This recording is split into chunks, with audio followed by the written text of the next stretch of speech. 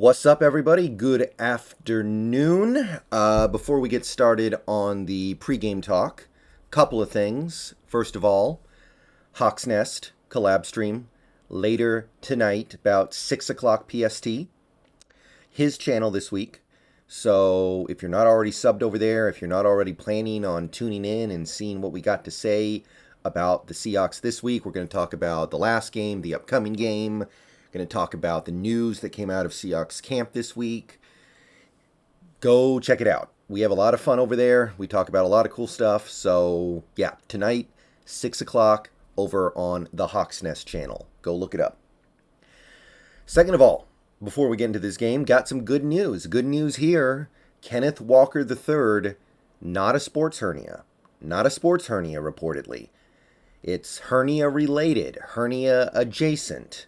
But supposedly it's not going to keep him out for an extended period of time. In fact, as of right now, according to the team, he's likely to be ready to go for the opener against Denver. So he's probably going to miss this preseason game and the next one, but it's not going to be a major setback. So good news there. And I know a lot of people were walking on eggshells with the Kenneth Walker stuff. They were really disappointed about that news. So, hey, let's be happy for a minute here. All right. So, all that being said, let's take a look at tomorrow night's game. Home opener, preseason home opener, the only preseason home game the Seahawks get this year against the Chicago Bears. And unfortunately, the thing that people were probably the most excited to see, or at least a lot of people were excited to see, it's not happening. There's no Drew Lock. Drew Lock is out, not going to suit up. So you're going to get Geno Smith, and you're probably going to get some Jacob Eason as well. So that takes a little bit of the air out of the balloon. So we're going to have to find other things to watch. Because, look, Geno's okay. Geno played fine against the Steelers for the most part. Geno is Geno, but I think we all have a pretty good idea of what Geno is. When he's on, he's getting the ball out of his hands quickly, and he's making decisive, good decisions. When he's off, he's not. And who knows what you're going to get from game to game. Hopefully we can get the good Geno. But good Geno, bad Geno, he still doesn't have a crazy good arm. He doesn't have crazy good mobility in the pocket. He's not an amazing reader of defenses. He's Geno. So that part of this game, not exactly the most interesting thing going on. So we're going to get Geno. He'll be okay, like he pretty much always is probably. So without Drew Lock, what are some fun things to keep an eye on against the Bears? I think for the most part, we are going to continue to keep an eye on some of the same things we did last week because we need to build on our success last week in some areas, and we need to improve significantly in other areas. So offensively, there's going to be no Walker, presumably. We are getting Penny back, but who really needs to see Penny that much in the preseason? He's a veteran. It's not a huge deal if we don't see a lot of him. Maybe he gets a few carries just to get his sea legs, and then we call it good. But I want to see Homer and Dallas continue to show that they can be part of this team's offense. I mean, we know Homer can, right? We know what Homer can do really, really well. He's been a great third down back for a while now, so that's fine. But DJ Dallas, we want to continue to see positive things from him. We want to see positive things from these receivers because, again, I don't know how much we're going to see of the main guys. Eskridge, he's close. He's really close, by the way. Apparently going to be ready for the last preseason game, if what I've heard is correct. But probably not ready tomorrow. So Lockett and Metcalf, you might see a little bit of them, but who knows? Not sure. It's hard to know how much we're going to use those guys when they're veterans. They're making a lot of money, and we know what they can do. And we know that they've even played some with Geno before, so it's not like this is a brand new quarterback and it's not a brand new offense. And Swain's back, okay, so you're going to see a little bit of Swain, but I'm still trying to figure out how we sort out the bottom of our receiver depth chart. We have a lot of guys that are interesting. I'm not going to say they're good, but they're interesting. You've got guys like Bo Melton, who I thought played pretty well last week, but he did have a drop. You have Derek Young, who played pretty well last week. 4 catches and a touchdown, but he had a drop of his own. He missed some blocks. So we need to see them continue to advance along. Cade Johnson, Carroll actually gave him a shout out when he talked about the team earlier today. Said he's coming along nicely. He's making a nice impact. His skill set is starting to make itself more evident as we get further along in his now second year in the NFL.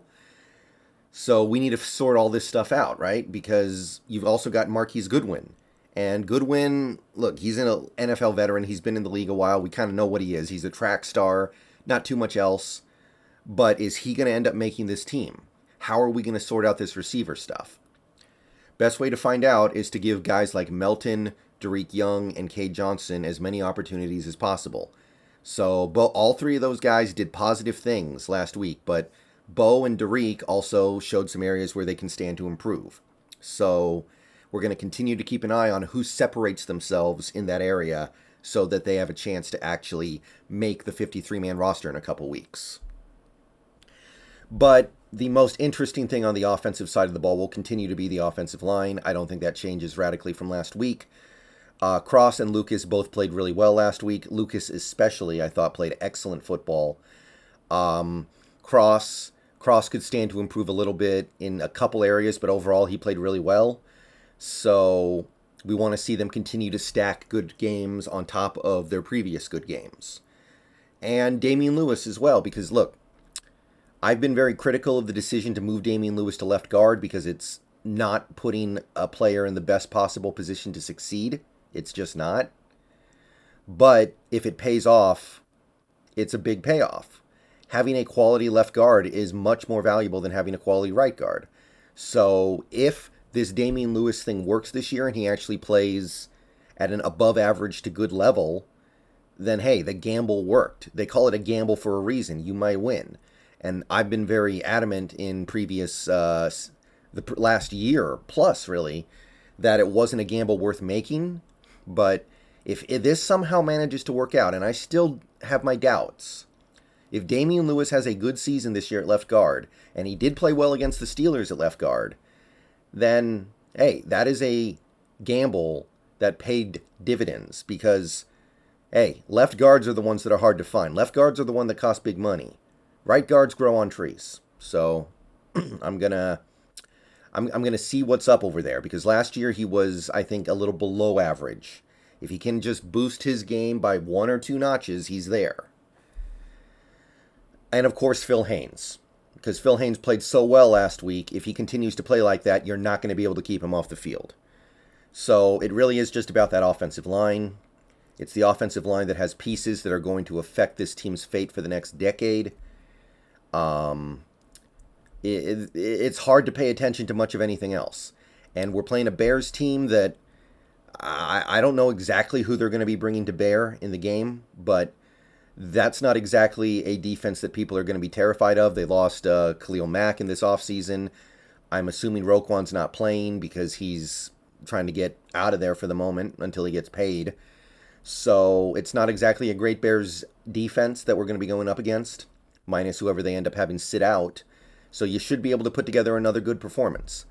Last week, I already said the numbers. 145 pass block snaps and 1 QB pressure allowed, and it was a hurry.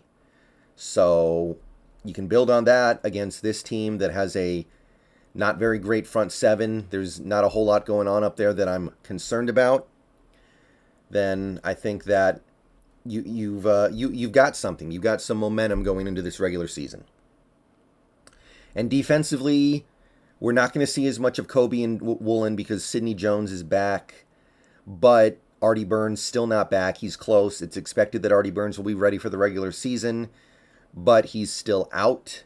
So you are going to see more of Bryant and Woolen. And last week, it's understandable, but both those guys got beat up a little bit. I think it was a good experience for them, but you want to see them improve. And this week, they're going to be going up against an offense that has less teeth than the Steelers does.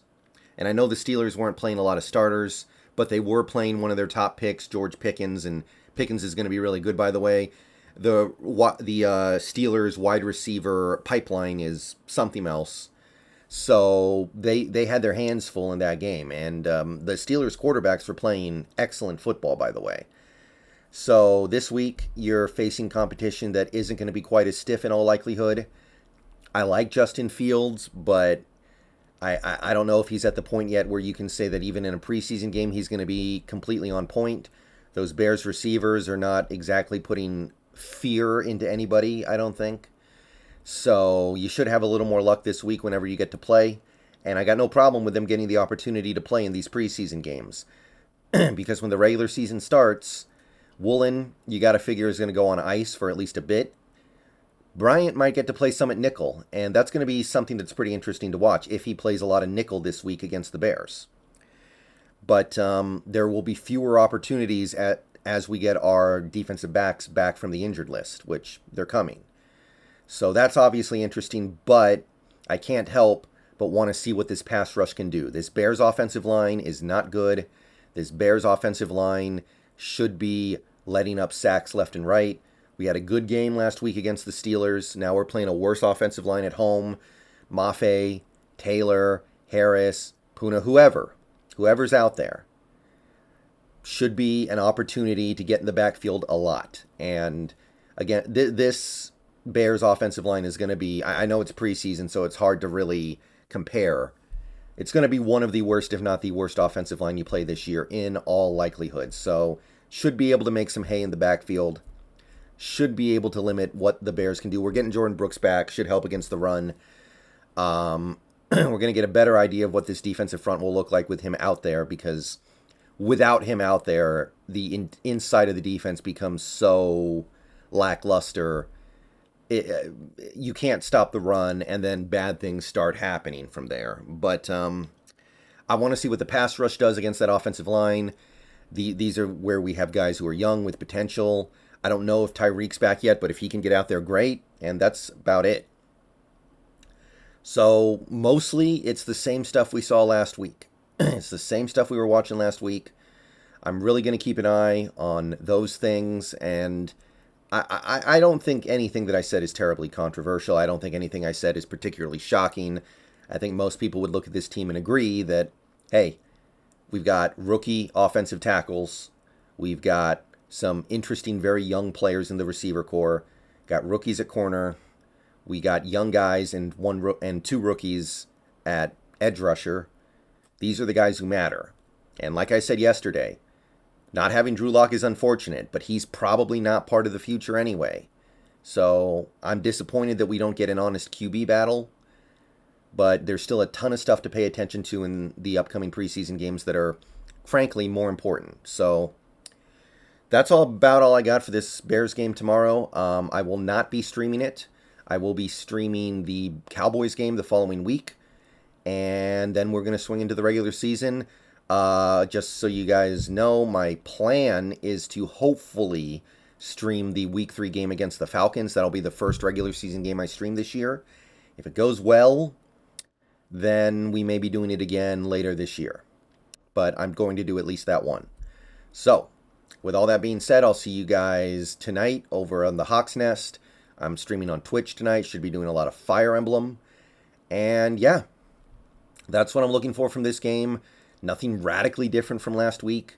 Just trying to see if the building blocks we have in place are going to be stable going forward. I've really liked what I saw for the most part from last week. Got to build on it against a team that is probably going to be worse and a roster that probably brings less talent and ability to bear than what you dealt with last week across the board. All right, I'll see you guys. Go Hawks, and let me know what you think down below.